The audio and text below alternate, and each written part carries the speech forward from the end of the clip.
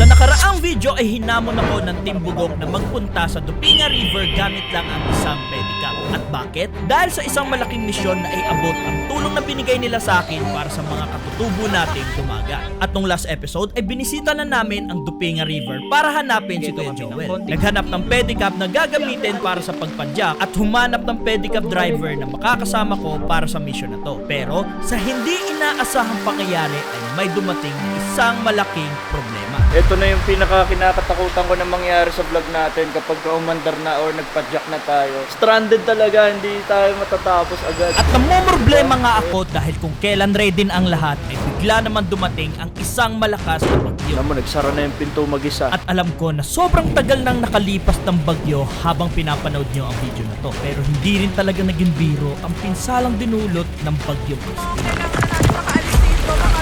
Kaya wala akong choice kundi hintayin makaalis at tuluyang pahupain ang bagyo.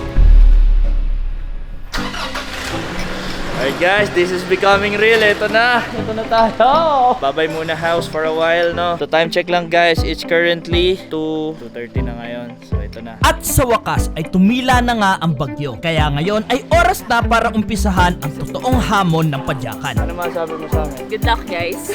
This is it. This is it, okay. Kasama na natin ang ating pedicab driver, ang ating magko-convoy, ang ating cameraman. Kabaliwan lang to sa ngayon, pero pag natapos na to, alam namin magiging fulfilling to, okay? Ingat lang kayo sa kabaliwan nyo. Grabe, okay. Ready na ba? Ready na? Ready na, ready na.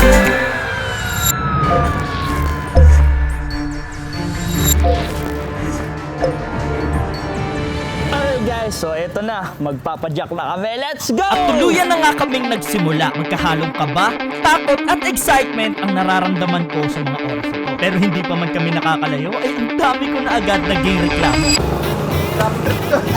Ang sakit! Ang tigas! Ang tigas na agad guys! Ang sakit! Ang sakit! Umuwi na tayo! Diba, nakaka 10 minutes pa lang ako niyan ha. At bukod pa doon ay umagang-umaga pa lang ramdam ko na nakaka-istorbo na talaga kami sa daanan. So kaya kung makikita ninyo, marami ng mga sasakyan kaming kasalubong.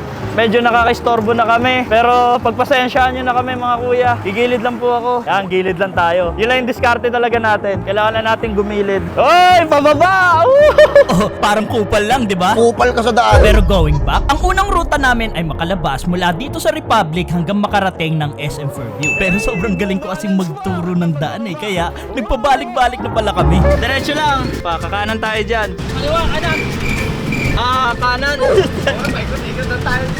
Umikot lang kami! Kuya, umikot tayo! Sayang yung pedal namin, yung lakas. Di ba? Kasi simula pa lang namin at puro aberya na. Okay, so ngayon guys, currently, andito na kami sa kahabaan ng Papayapa. Guys, di ko na masabi ng normal yung mga dapat ko sabihin kasi napapagod ako talaga. Ito niyo pa ako, ini-stretch ko na lang siya. Pero habang pumipedal tayo, ay house tour ko lang muna kayo. So, meron kami dito tubig, mga tarpaulins, mga trapal, battery, mga damit, camera bag. Sobrang dami naming dala kaya mabigat. Pero grabe, nakakaubos talaga na energy to. Pero ito na, sinisimulan na namin to. Boss Norbin, paano ba yan? Ginagawa na namin yung challenge nyo. Iyan si Kuya, Kuya! Pani! Di ba masakit? Hindi daw masakit guys. Ako nga mangayaw-ngayaw na. Ang solid ni Kuya, no? At mas mabibilib pa kayo sa kanya sa mga susunod pa nating adventure. Pero siguro sinasabi nyo dyan, puro lang ako pasarap dito, no? Wes, diyan kayo nagkakamali. Alright guys, so ito yung game plan namin. Pagpaangat, tinutulak ko, palitan kami ni Kuya. So stoplight ngayon, stoplight. Dami ng mga tao dito, ayan o. Okay, let's go! Woo! Tulungan, tulungan! Hello! Good morning sa inyo! Yeah! Ang lakas si Kuya! Parang hindi ko kailangan itulak oh. Kayang-kaya niya. Nakalaksan. Magpadyak ka, hindi vlog ka ng vlog ha. Jogging pala to. Okay na? Okay, hinto-hintay. Go! Grabe, buong akala ko padyak lang talaga to eh. Hindi ako na-inform na may kasama din palang jogging. But anyways, pagkatapos namin mag-stop over dahil sa epic fail sa pag-ikot ay haharapin na namin ang isa sa major problem dahil lalabas na kami ng main highway. Okay guys, so ito yung... Hindi namin alam kung pwede kami dito eh. Yan, ayan oh. Payagan kaya tayo dito? Ang worry namin ay baka sitahin kami ng enforcer dahil baka makabalahaw kami sa main highway. Pero laking gulat ko dahil... Oh my God! Nakatawid kami! Nakatawid kami! Bike lane! Bike lane! Bike lane! Bike lane! Bike lane! Grabe yung challenge guys, pagpaangat. Talagang nakakapagod ang sight sa paa.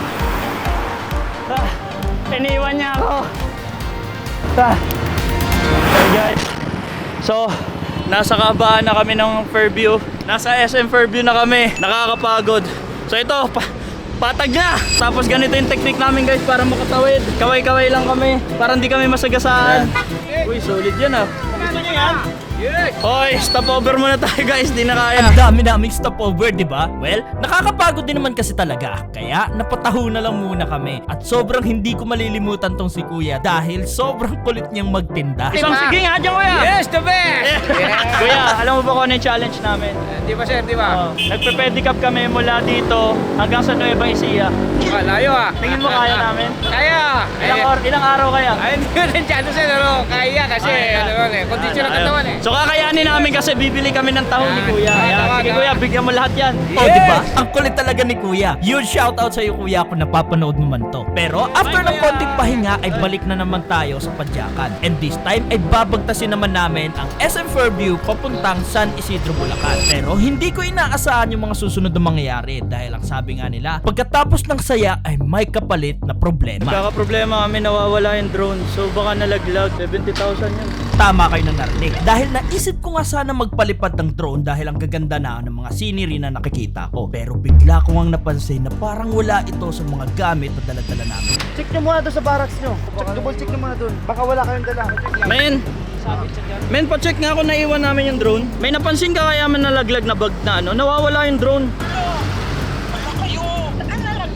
Yari ako sa business partner ko, siya bumili nun. 70k yun. Men. So tinawagan ko nga si Jeremy dahil sa pagbabakasakali na nasa bahay lang ang drone. At tinawagan ko din si Mama dahil baka naiwan lang ito sa first location bago kami nag-umpisa. Pero wala din daw silang nakita. Hey guys, bumalik na sila. Anong balita mga boss? Ayun, wala talaga. Dinaanan namin lahat ng ano. Wala talaga nakita. Ano kami? So ang tanging pag-asa na lang natin dito guys. Kung nando sa sasakyan talaga, sana naiwan. Yun lang talaga. Pero kung wala na. Exactly, dahil sinubukan pa nila ni Jan at Joven na balikan ang last stop over location. Pero wala na din silang inabutan. Kaya ang tanging option na lang namin ay magdasal na sana nga ay nasa sasakyan lang ito na iwan. So ganun talaga sa buhay guys. Kahit na ano nangyari sa atin, kahit nawala yung drone, kung nawala man talaga siya ng tuluyan, we have to move forward. Meron tayong content na kailangan tapusin. Meron mga tao naghihintay sa atin doon, kaya tuloy ang laban. Di ba kuya, tuloy ang laban? At tinuloy nga namin ang laban at despite ng mga nangyari ay tuloy pa din kami sa pagpadyak. Hindi rin talaga naging madali dahil bukod sa nasiraan ay biglaan ding umulan.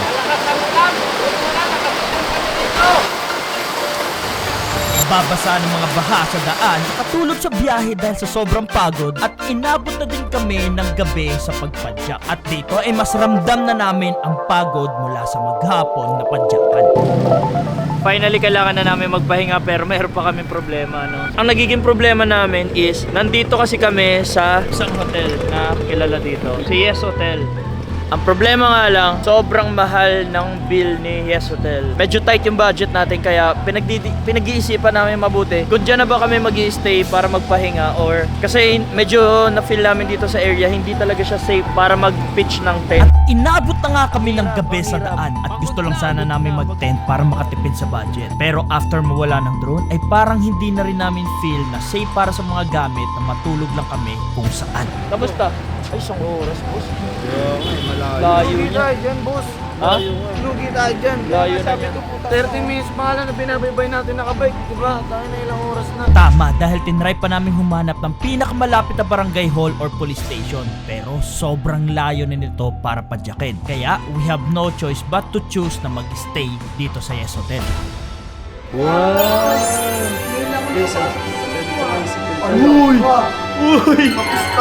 Ano dyan? Gagay, tignan nyo naman yung paligid namin dito guys. So, Para ako nasa 6-star hotel.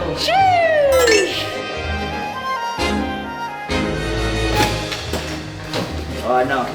Ano? Sabi ko sa inyo eh. Kalma lang kayo.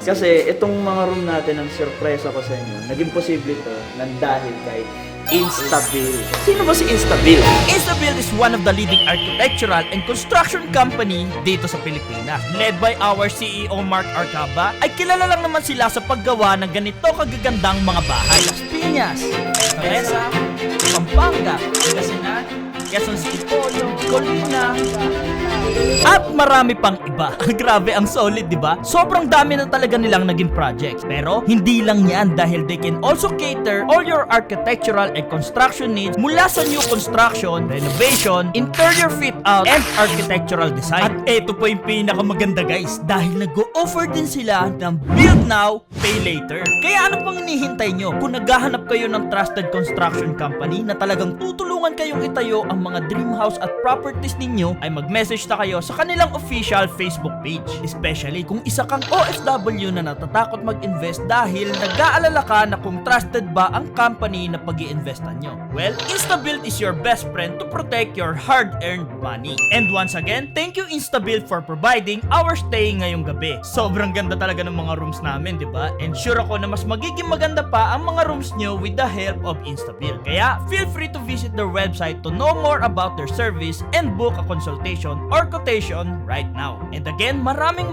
salamat InstaBuild sa pakikiisa sa mission namin sa Pedicab series na to. At pangatlo pa lang to guys sa 6 pa na sponsors na ilalabas natin sa series na to.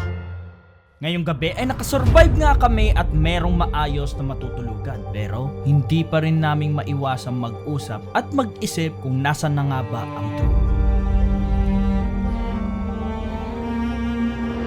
Sa susunod na episode, ano nga kaya ang gagawin naming action ngayong nawawala talaga ang drone? At ano-ano pa kaya ang problemang kakaharapin namin sa mission? Tara at sama-sama natin yung tuklasin sa susunod na episode. Nakita!